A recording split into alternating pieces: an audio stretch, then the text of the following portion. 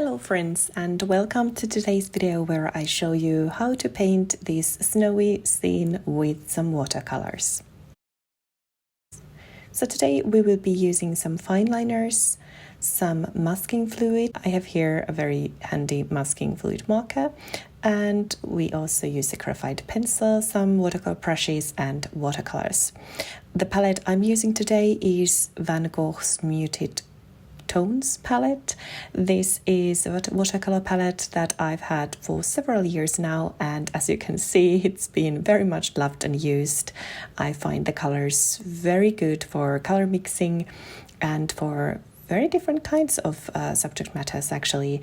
So I've used this one a lot and I continue to enjoy it very much.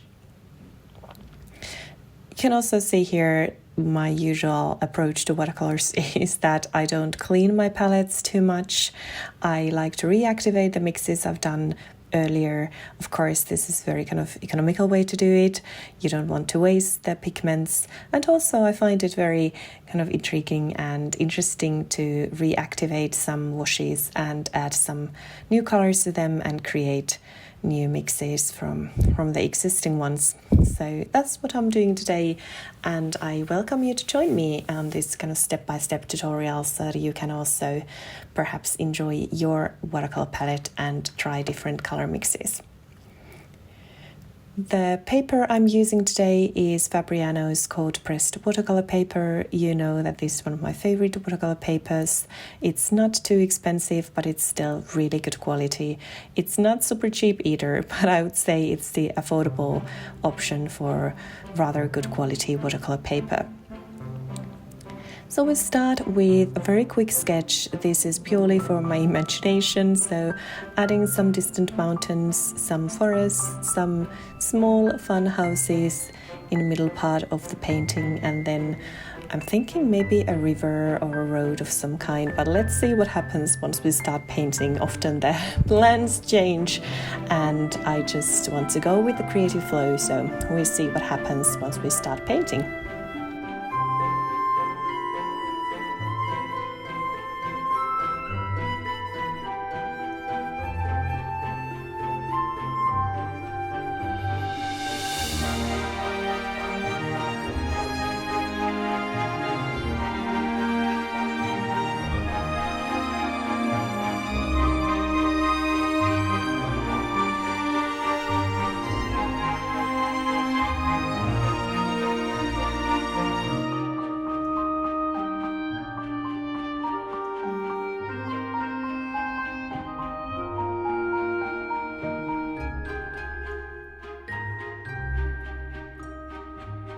Here I am activating the watercolor palette with some water, so I'm just spritzing some water to it so the paints start to activate, and then I start adding the first color to the sky. And as you know, I absolutely love to mix different colors and test what kind of color mixes work the best. And in this case, I really enjoy mixing this lavender with more like indigo style of blue. I think those two make a beautiful kind of night sky color when mixed together. And then I'll add the masking fluid here and there. And as said, this is a very fun masking marker. It's not maybe the best one I have. I would say that I maybe prefer the kind of more traditional liquid masking fluid that you can add with watercolor brush or a brush dedicated for that kind of purpose.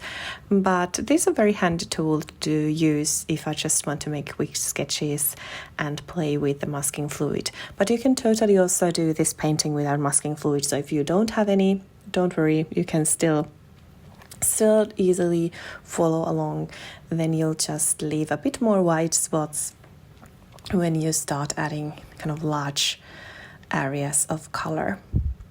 And the very important thing about masking fluid is that you let it dry completely before adding some watercolor on top of that. So I'll just let that one dry and then I'll start adding more paint to the paper. I'm using this large flat brush pretty far along during this video, and I really enjoy it. I think you can create such wonderful textures, and it's worth it to test and try different kinds of brushes and see what works for you.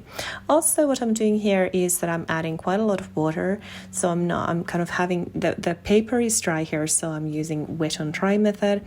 Paper is dry, and then I add some watercolor with quite a lot of water, and that way we can create beautiful effects and have the colors mixing together, but we still have much more control than on those wet on wet techniques.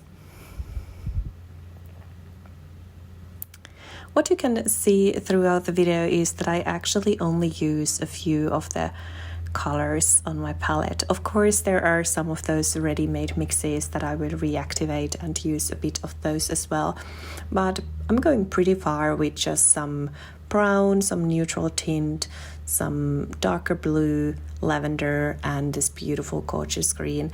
And I just really enjoy this style of painting, that you have a very limited palette, and even more limited than the one that you see here, and you can still create so many different shades and hues on a paper, so that's very inspiring. Painting a snowy landscape is not the easiest thing to do. I think it requires some practice, but painting snow is so much fun. It is a challenge, and that's what makes it fun, at least for me. What I like to do is that I pay attention to the shadows, and you can see that I'm kind of adding this kind of bit darker blue or grayish blue to shadow parts, and then I leave some parts of the paper white, and that's of course where the snow hits the most and the light hits the snow the most. Winter landscapes can be very interesting if you just take a moment to look closer. At first glance it might look like everything is just gray or white, but once you start looking a bit closer, you can start seeing those different shadows and different details in the landscape. And that's my tip for you, that if you are currently ongoing the winter season, or if you just, look different photographs that you can find online and try to paint some snow and winter landscapes, be bold in your own interpretation of what you can see and highlight what you find interesting, and that way you can create interest even on the most snowy landscape where there might not be happening too much.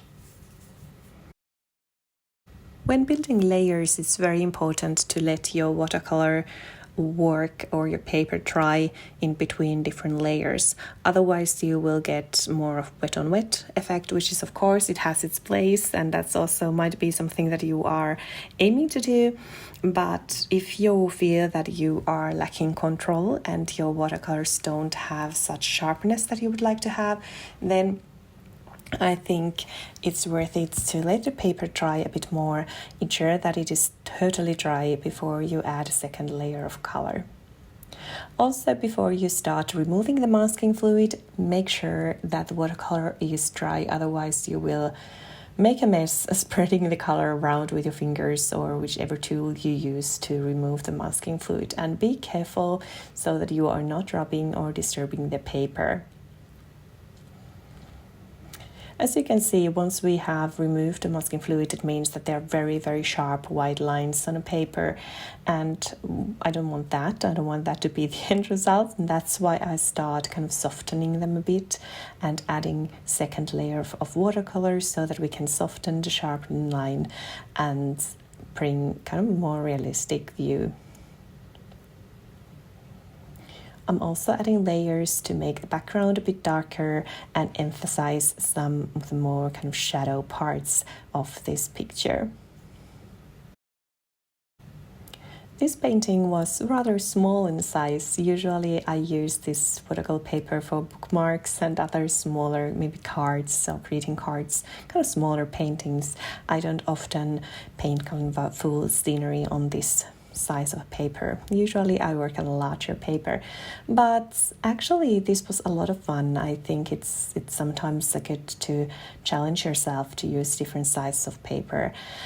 If you usually choose a larger paper, then give it a try and If you usually are more drawn towards larger papers, then it might be worth it to make some miniature paintings every now and then.